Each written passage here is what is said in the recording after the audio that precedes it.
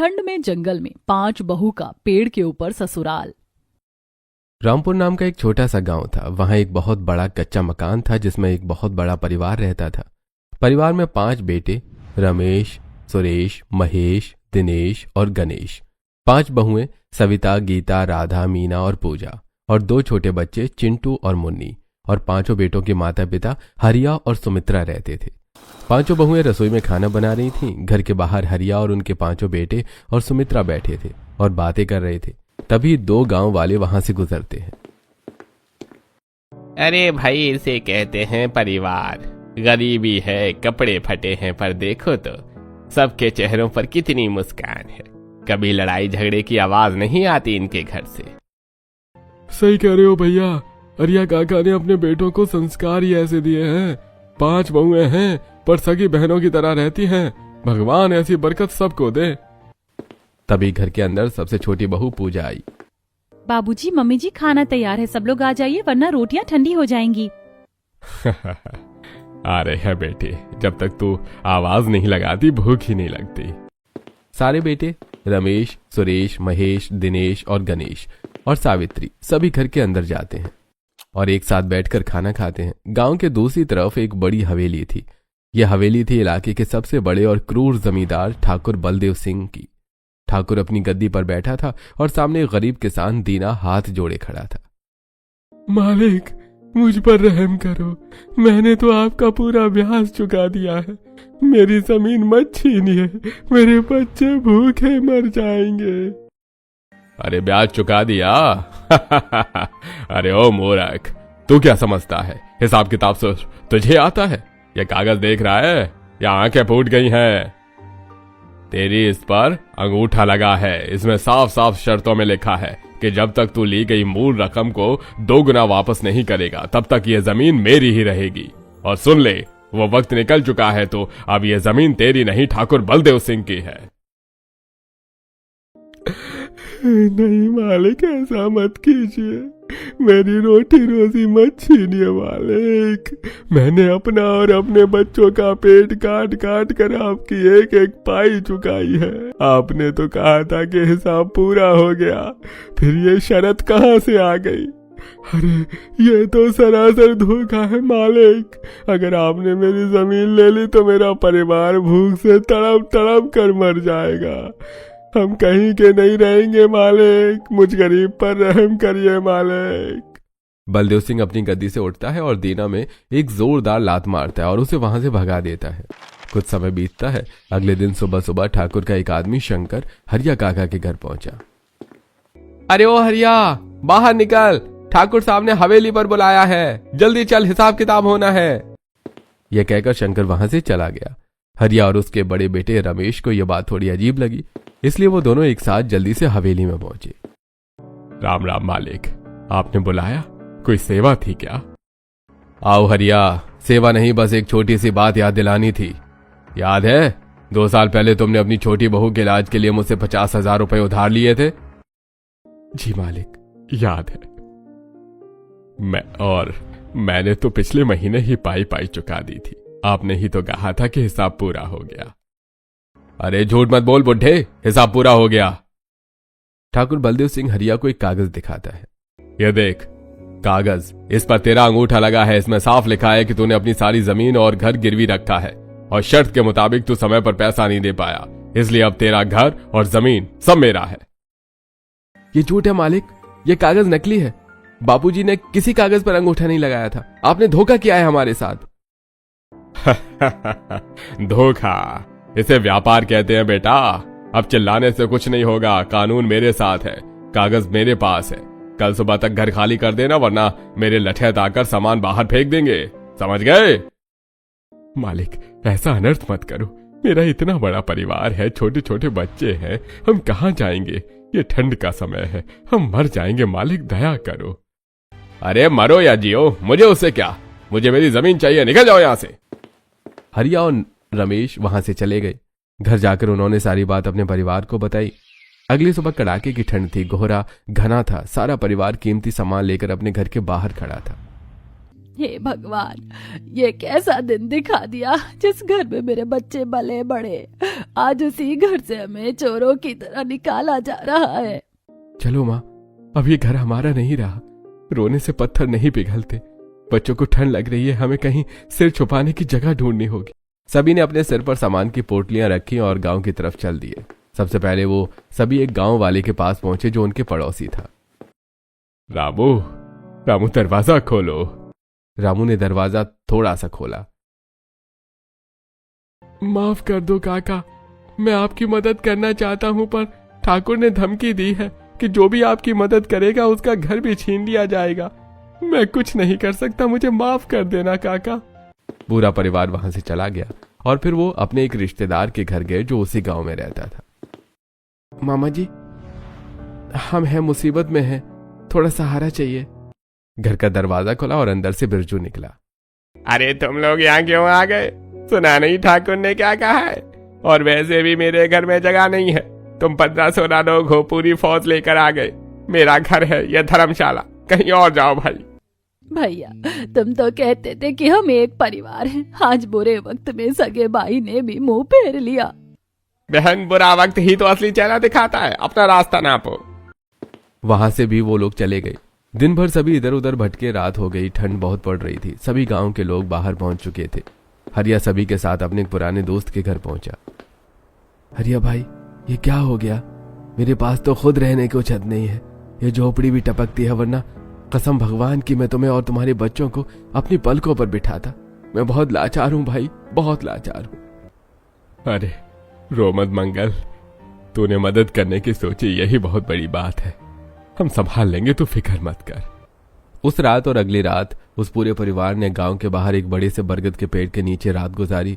ऊपर से ओस गिर रही थी। पांचों बहुओं ने अपनी साड़ियों के पल्लू से बच्चों को ढक रखा था। आदमी लोग चारों तरफ घेरा बनाकर बैठे थे ताकि ठंडी हवा औरतों तक न पहुंचे।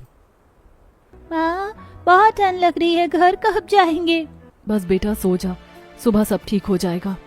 2 दिन बीत गए, कोई मदद को नहीं आया। तब बड़े बेटे रमेश ने एक फैसला लिया। बापूजी, अब और इंतजार नहीं होगा। गांव वाले डरपोक हैं और रिश्तेदारी मतलबी। अगर हम यहाँ रहे तो ठंड से मर जाएंगे। हमें जंगल की तरफ चलना चाहिए। वहां कम से कम हमें कोई भगाएगा तो नहीं। वहां हम अपनी दुनिया खुद बसाएंगे। परिवार ने अपना बचा कुचा सामान उठाया और सिर पर बक्से, पीठ पर पोटली और जंगल की तरफ बढ़ गए। रास्ता बहुत मुश्किल था। चलते चलते अचानक सुमित्रा का पैर फिसल गया। वो गिरने ही वाली थी कि छोटी बहू पूजा और बेटे महेश ने उन्हें थाम लिया। माँ, ध्यान से, आप ठीक तो हो ना? मेरा हाथ पकड़ लो। माँ जी, आप मेरा सहारा ले लीजिए, हम सब साथ हैं, किसी को गिरने नहीं देंगे। परिवार एक दूसरे का हाथ पकड़कर एक दूसरे का बोझ बांटकर आगे बढ़ता रहा। चलते चलते शाम होने को आई थी। वो जंगल के काफी अंदर आ चुके थे। तभी सबसे आगे चल रहे रमेश और सुरेश रुके। उनकी आंखें फटी की फटी रह गईं। सामने एक अद्भुत नजारा था। वहां एक गोलाकार जगह में 6-7 विशालकाय पेड़ खड़े थे। ये पेड़ आम पेड़ों से बहुत अलग थे। बेहद मोटे तने फैले हुए थे। भैया देखो, वो जगह वहां। शायद भगवान ने हमें यहीं बुलाया था। सारा परिवार वहीं बैठ गया और उन्होंने आग जलाई और वहीं बैठकर बातें करने लगे। सामान अपने पास ही रख दिया और तभी बड़ी बहू सविता की नजर ऊपर विशाल पेड़ों के मोटे तनों और फैली हुई डालियों पर गई। बापूजी सुनिए, अगर हम जमीन पर रहे तो जंगली जानवरों का डर हमेशा रहेगा।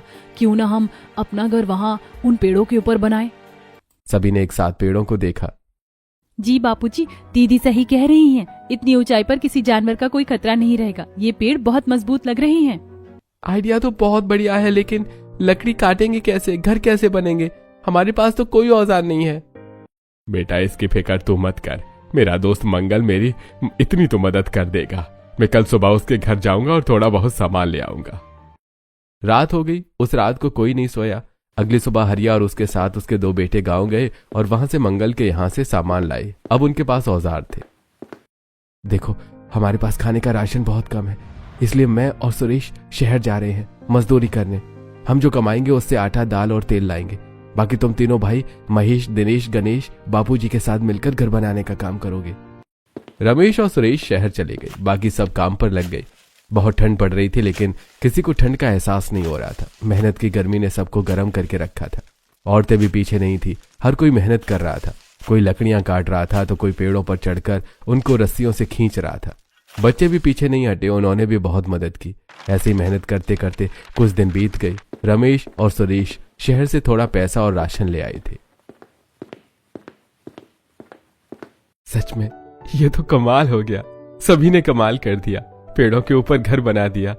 ये सही है, सच में किसी चमत्कार से कम नहीं लग रहा। उन 6 विशाल पेड़ों पर अब लकड़ी का सुंदर घर बनकर तैयार थे। हर पेड़ पर एक मजबूत कमरा था। सारे कमरे एक दूसरे से लकड़ी के पुलों से जुड़े थे। बीच वाले सबसे मोटे पेड़ पर एक बड़ा सा हॉल और रसोई बनाई गई थी जहां सब मिल सके। नीचे उतरने के लिए सीढ़ियां भी बनाई गई थी। वाह, ऐसा घर तो मैंने सपनों में भी नहीं सोचा था। ये तो हवा महल है। मेरे बेटों और बहुओं की मेहनत रंग लाई। हाँ, अब हम सुरक्षित हैं, यहाँ कोई जानवर नहीं आ सकता। उस रात वो सब जमीन पर नहीं बल्कि अपने बनाए हुए लकड़ी के सुरक्षित घर में सोए। पेड़ों पर घर तो बन गया था, लेकिन जंगल में सर्दियां और भयानक हो गई थी। सबसे बड़ी समस्या थी खाना कैसे बनेगा और गर्मी कैसे मिलेगी। बच्चों, घर तो बना लिया, लेकिन चूल्हा कैसे जलाएंगे? अगर लकड़ी के फर्श पर आग जलाई तो पूरा घर जलकर राख हो जाएगा। बापूजी, मेरे पास एक उपाय है। हमारे पास वो लोहे का बड़ा तसला है ना, क्यों ना हम उस तसले में ही चूल्हा बना दे। आग तसले के अंदर जलेगी तो लकड़ी गर्म नहीं होगी। अरे वाह, क्या दिमाग लगाया है। सबने मिलकर तुरंत वो चूल्हा तैयार किया। जब पहली बार उस सुरक्षित चूल्हे में आग जली और पूरा कमरा गर्म हो गया तो बच्चों ने ताली बजाई। अरे, अब हमें ठंड नहीं लगेगी। अब परिवार के पास रहने के लिए घर था, लेकिन पीने के लिए पानी की समस्या बहुत थी। नदी उनसे बहुत दूर थी, इसलिए उनको पानी नदी से लाना पड़ रहा था। नदी हमसे बहुत दूर है, वहाँ से पानी लाना बहुत कठिन है। अगर हम नदी से लेकर यहाँ तक एक पतली नाली बना ले और यहाँ गड्ढा खोदकर कुआं बना दे तो हमें वहाँ जाकर पानी नहीं लाना पड़ेगा।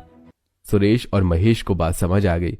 अगले 2 दिन तक आदमियों ने नदी से लेकर अपने घरों तक एक पतली नाली को खोद दिया और फिर वहां एक कुआं बना दिया। कुछ ही दिनों में कुआं पानी से भर गया।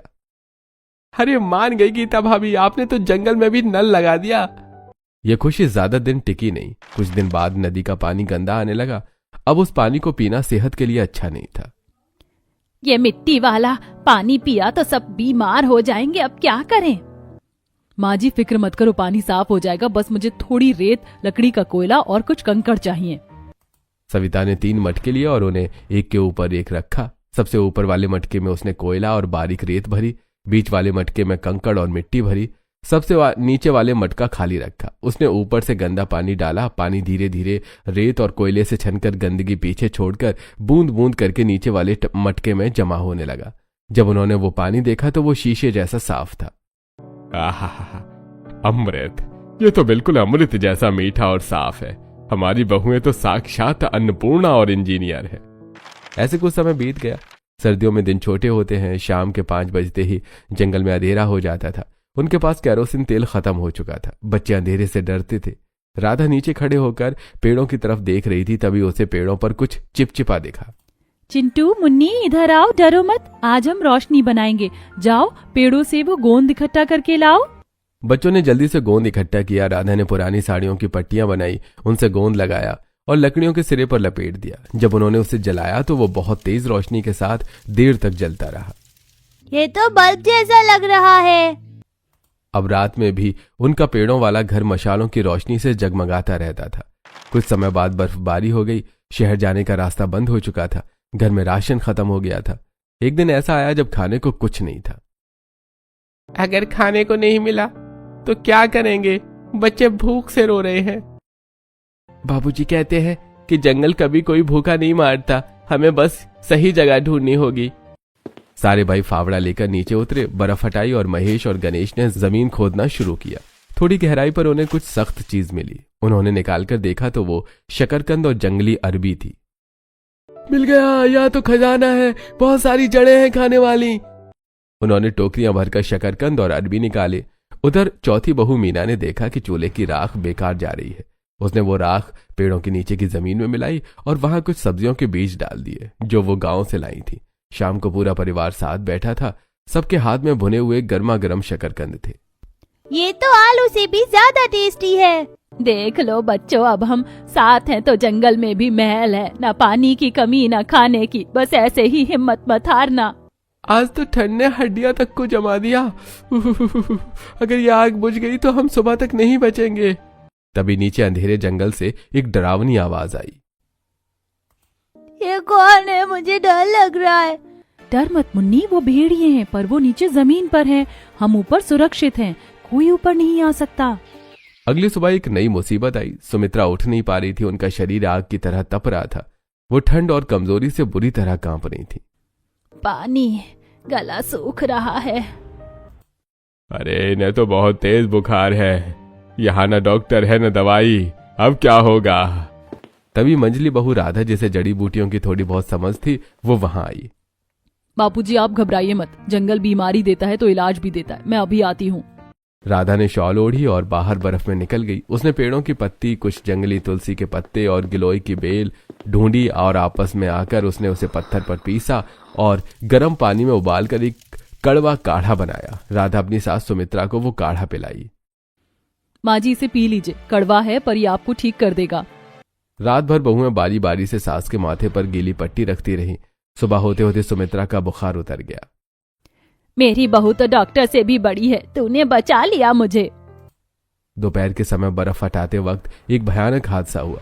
बहू मीना एक पेड़ से दूसरे पेड़ पर जाने वाले लकड़ी के पुल पर जमी बर्फ साफ कर रही थी। उसका ध्यान भटका और उसका पैर फिसला। वो पुल से नीचे गिर गई। गनीमत रही कि गिरते वक्त उसने पुल की एक रस्सी को कसकर पकड़ लिया। मुझे बचाओ, मेरा हाथ छूट रहा है। शोर सुनकर सब दौड़कर आई। दिनेश ने हाथ बढ़ाया और उसका हाथ मीना तक नहीं पहुंच पा रहा था। पुल फिसलन भरा था, अगर वो ज्यादा झुका तो वो भी गिर जाता। जंजीर बनाओ, सब एक दूसरे का हाथ पकड़ो, जल्दी। तुरंत रमेश ने पेड़ के तने को पकड़ा। सुरेश ने रमेश का हाथ, महेश ने सुरेश का और अंत में दिनेश ने नीचे झुककर मीना का हाथ पकड़ लिया। छोड़ना मत, मैंने पकड़ लिया है, खींचो भाई खींचो। सबने मिलकर जोर लगाया और मीना को ऊपर खींच लिया।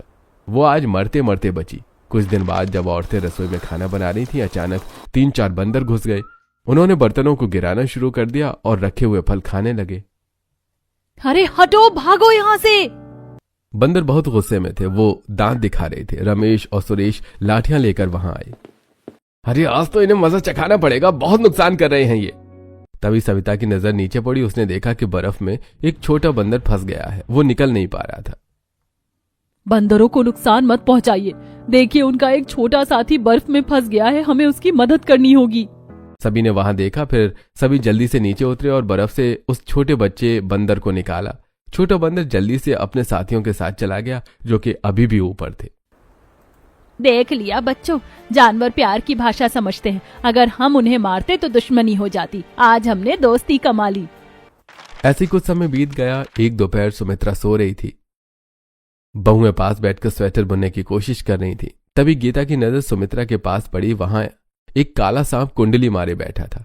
गीता की चीख निकलने ही वाली थी, पर उसने मुंह पर हाथ रख लिया। अगर वो चिल्लाती तो सांप डरकर काट सकता था। उसने इशारे से बाकी बहुओं को दिखाया। इसे मारना पड़ेगा दीदी, वरना माँ जी को काट लेगा। नहीं पूजा, ये जंगल इनका घर है, हम मेहमान हैं, जीव हत्या पाप है।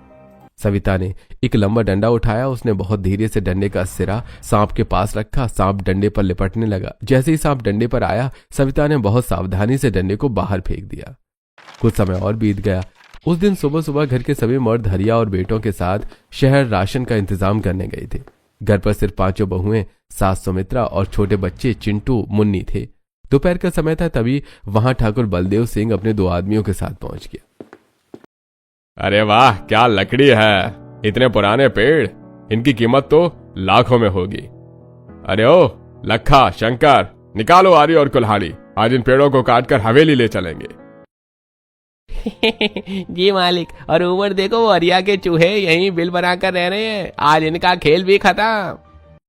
ऊपर घर में बैठी बहुएं ने जब ये शोर सुना तो वो लकड़ी के छज्जे पर आई। ठाकुर को देखते ही उनका खून खौल उठा। ओ ठाकुर, खबरदार जो मेरे घर की तरफ आंखें भी उठाई। ये पेड़ हमारा घर है, चले जाओ यहाँ से, वरना अच्छा नहीं होगा। अरे देखो तो हरिया की बहुएं शेरनी बन रही है। तुम चुपचाप नीचे उतर जाओ, वरना पेड़ों के साथ तुम भी काट दी जाओगी। मर्द घर पर नहीं है तो क्या हुआ, हम अकेले ही तुम जैसों के लिए काफी हैं। हिम्मत है तो ऊपर आकर दिखाओ।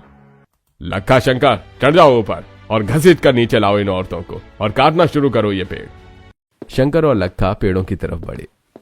बहनों, हो जाओ शुरू, छोड़ना मत इन्हें। राधा और गीता ने रसोई में चूल्हे पर उबल रहा खौलता हुआ पानी बड़े पतीले में लिया। जैसे ही शंकर और लखा सीढ़ी पर चढ़े, उन्होंने ऊपर से वो गर्मा गर्म पानी उन पर फेंक दिया। वो दोनों जोर से चिल्लाने लगे, लेकिन वो रुके नहीं। पूजा और मीना ने पिसी हुई लाल मिर्च और राख की पोटलियां बना रखी थी। जैसे लखा ऊपर पहुंचा, पूजा ने मुट्ठी भरकर मिर्ची उसकी आंखों में झोंक दी। अरे मेरी आंख है, अरे मुझे कुछ दिखाई नहीं दे रहा। वो तड़पते हुए पुल से नीचे बर्फ में जा गिरा। शंकर का भी यही हाल हुआ। चिंटू और मुन्नी भी पीछे नहीं थे। उन्होंने बर्फ के गोले बनाए और नीचे फेंकने लगे। नीचे अफरा तफरी मच गई। ठाकुर के दोनों आदमी घायल होकर जमीन पर लौट रहे थे। कोई आंख मल रहा था, कोई जले हुए कंधे पकड़कर रो रहा था। अरे बहुत शौक है ना इस पेड़ पर रहने का। अब देखो, मैं इस जड़ में ही आग लगा दूंगा, पेड़ भी जलेगा और तुम सब भी राख हो जाओगे। ठाकुर ने मशाल तैयार की और पेड़ों की तरफ बढ़ा, पर खड़ी बहुएं अब डर गईं। अगर नीचे आग लगी तो उनका लकड़ी का घर मिनटों में खाक हो जाएगा। नहीं, ऐसा अनर्थ मत कर, पापी छोटे बच्चे हैं यहाँ। अरे जलो, अब सब जलो। वो आग लगाने ही वाला था कि तभी वहां वन विभाग इंस्पेक्टर विक्रम आ गया। अरे रुक जाओ ठाकुर, अगर वो मशाल इंच पर भी हिले तो तुम बचोगे नहीं। ठाकुर घबरा गया, उसने मशाल फेंक दी। अरे इंस्पेक्टर साहब, मैं तो बस अपनी जमीन देखने आया था, ये लोग अवैध कब्जा करके बैठे हैं। इंस्पेक्टर विक्रम ने ठाकुर के पास जाकर उसके गाल पर एक जोरदार थप्पड़ मारा। झूठ बोलना बंद करो, हमें खबर मिली है कि तुम यहाँ के बेशकीमती पेड़ काटने आए हो और ऊपर से इन औरतों और बच्चों को जिंदा जलाने की कोशिश कर रहे हो। ये जंगल सरकार का है, तुम्हारी जागीर नहीं है। अरे साहब माफ कर दो, ले देकर मामला रफा दफा कर लो। रफा दफा तो अब तुम जेल में होगे। इंस्पेक्टर विक्रम ठाकुर और उसके आदमियों को अपने साथ ले गया। थोड़ी देर बाद हरिया और पांचों बेटे वहां पहुंचे। माँ, तुम सब ठीक तो हो? क्या हुआ था यहाँ? सुमित्रा और बच्चों ने बताया कि कैसे बहुओं ने अकेले ही ठाकुर की पूरी फौज को धूल चटा दी। लोग कहते हैं कि घर बेटों से चलता है, पर आज मेरी बहू ने साबित कर दिया कि घर की असली रक्षक बेटी है। तुम बहुएं नहीं, तुम तो साक्षात दुर्गा हो। सही कहा आपने, हमारी बहुएं बहुत ताकतवर हैं, उन्हें हर समस्या से लड़ना आता है। अगर आज वो नहीं होती तो पता नहीं हमारा क्या हुआ होता। सच में ये बहुएं नहीं, हमारी बेटी हैं। ठाकुर के जेल जाने के कुछ दिन बाद गांव के लोग, जिनमें वो पड़ोसी रामू और रिश्तेदार बिरजू भी शामिल थे, जंगल में आए। उन्होंने देखा कि पेड़ों पर इतना सुंदर घर बना हुआ है तो उनकी आंखें फटी की फटी रह गई। अभी सभी उन लोगों के पास पहुंचे। काका, हमें माफ कर दो, हम डर गए थे। अब ठाकुर जेल में, उसका राज खत्म हो गया है। अब आप लोग वापस गांव चलो, आपकी जमीन और पुराना घर आपको वापस मिल जाएगा। हरिया ने सुमित्रा की ओर देखा। सुमित्रा लकड़ी के छज्जे पर खड़ी होकर सामने बर्फ से ढके पहाड़ों और जंगलों को निहार रही थी। रामू, अब वापसी कैसी? उस गांव में तो पत्थरों के मकान थे, लेकिन यहाँ हमें सुकून मिला है। वहाँ हम रोज डरते थे, यहाँ हम रोज जीते हैं। जो शांति यहाँ है वो वहाँ नहीं। सही कह रही है सुमित्रा, अब हमारा मन यहीं लग गया है। यह प्रकृति, यह खुली हवा, अब हम इसे छोड़कर उस भीड़ भाड़ में वापस नहीं जाएंगे। हमारा घर अब यही पेड़ है। गांव वालों ने उनकी बात समझी और गांव वाले वहां से चले गए। लेकिन घर चलाने के लिए पैसों की जरूरत तो थी ही। शाम को सब बैठे चाय पी रहे थे। सबसे छोटा बेटा गणेश, जो थोड़ा बहुत शहर घूम चुका था। बापूजी, मैंने शहर में देखा है, अमीर लोग ऐसी जगहों पर रहने के लिए तरसते हैं जहां उन्हें शांति और देखने लायक नजारे मिलते हैं। वो ऐसे नजारे देखने के लिए हजारों रुपए खर्च करते हैं। क्यों ना हम अपने इस घर को होटल बना दें? गणेश की बात सुनकर सभी हैरान रह गए। होटल? हमारे इस लकड़ी के घर में कौन रहेगा? अरे आप लोग समझे नहीं, यही तो हमारी असली खासियत है। शहर के लोग उन ईंट पत्थरों और सीमेंट की दीवारों में रहकर बोर हो जाते हैं। उन्हें वरना तो ऐसा सुकून मिलता है और न ही ऐसी ताजी हवा। वो लोग तरसते हैं ऐसी जगह के लिए जहाँ चारों तरफ सिर्फ बर्फ हो, शांति हो और प्रकृति हो। अगर हम इस लकड़ी के घर को थोड़ा सा और सजा दें और इसे एकदम सुंदर बना दें तो देखना, शहर वाले यहाँ रहने के लिए लाइन लगा देंगे। उनके लिए जंगल किसी जन्नत से कम नहीं है। हाँ, हम कमरों में जंगली फूलों की बेलें लगा देंगे, साफ सुथरे बिस्तर लगा देंगे और खाने में हमारा चूल्हे वाला खाना खिलाएंगे। सभी लोग काम पर लग गए। बहुओं ने घर को बहुत सुंदर तरीके से सजाया और सड़क के किनारे एक लकड़ी का बोर्ड लगाया जिस पर पेंट से लिखा था, जन्नत ट्री हाउस, प्रकृति गोद में आपका स्वागत है। सच में ये बहुत अच्छा आइडिया है। देखो तो घर सजाने के बाद कितना अच्छा लग रहा है। 2 दिन बाद वहां एक महंगी कार आकर रुकी। उसमें से एक शहरी जोड़ा उतरा। वो आसपास देख रहे थे। गणेश, जो वहां अच्छे कपड़े पहनकर गाइड की तरह खड़ा था, उनके पास गया। नमस्ते सर, नमस्ते मैडम। क्या आप रहने के लिए जगह ढूंढ रहे हैं? हमारे पास पेड़ों के ऊपर बहुत सुंदर कमरे हैं। वहां से आप जंगल का नजारा देख सकते हो, बर्फ के पहाड़ देख सकते हो। यह नजारा आपको कहीं और देखने को नहीं मिलेगा। पेड़ों के ऊपर? अरे वाह, ये तो बहुत मजेदार लग रहा है, ले चलो हमें। गणेश उन्हें लकड़ी के पुल से ऊपर ले गया, जहां उन्होंने ऊपर से बर्फ से ढके पहाड़, बहता झरना और जंगल का नजारा देखा तो वो दीवाने हो गए।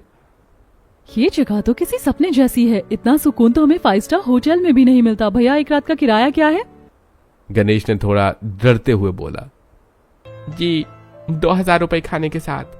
रवि ने तुरंत पर्स निकाला और 2000 के 2 कड़क नोट गणेश के हाथ में रख दिए। हम 2 दिन रहेंगे, ये लो पैसे, और प्लीज वो चूल्हे वाली चाय पिलाना। उस दिन घर में जश्न का माहौल था। यह उनकी पहली कमाई थी जो इज्जत और दिमाग से आई थी, और धीरे धीरे उनके जन्नत ट्री हाउस की चर्चा दूर दूर तक फैल गई। अब रोज कोई ना कोई गाड़ी वहां रुकती, बहुएं मिलकर स्वादिष्ट पहाड़ी खाना बनाती, बेटे जंगल घुमाने ले जाते, हरि और सुमित्रा मेहमानों को कहानियां सुनाते। कुछ ही महीने में उनकी गरीबी दूर हो गई। उन्होंने एक नए कंबल, अच्छे कपड़े और घर के लिए जरूरी सामान खरीद लिया। अब वो जंगल के राजा थे। सर्दियों की रात थी, रसोई में बीचों बीच अलाव जल रहा था। पूरा परिवार, हरिया, सुमित्रा, 5 बेटे, 5 बहुएं और बच्चे गोल घेरा बनाकर बैठे थे। सबके हाथ में गर्मा गर्म अदरक वाली चाय के कप थे। सोचा था बुढ़ापे में बेघर हो गया, लेकिन ऊपर वाले की मर्जी देखो, उसने हमें महल दे दिया। हाँ, ठाकुर ने सोचा था कि वो हमें बर्बाद कर देगा। उसे क्या पता था कि वो हमें मजदूर से मालिक बना रहा है। सही कहा। अब तो मन करता है ठाकुर को भी एक दिन बुलाएं और 2000 रुपए लेकर एक रात यहाँ रहने दें। इस बात पर पूरा परिवार जोर से हंस पड़ा। उनकी हंसी ने आज दुनिया को यह साबित कर दिया था कि घर सिर्फ ईंट पत्थरों से नहीं बनता, बल्कि वो तो अपनों के अटूट प्यार और कभी न हारने वाले हौसलों से बनता है।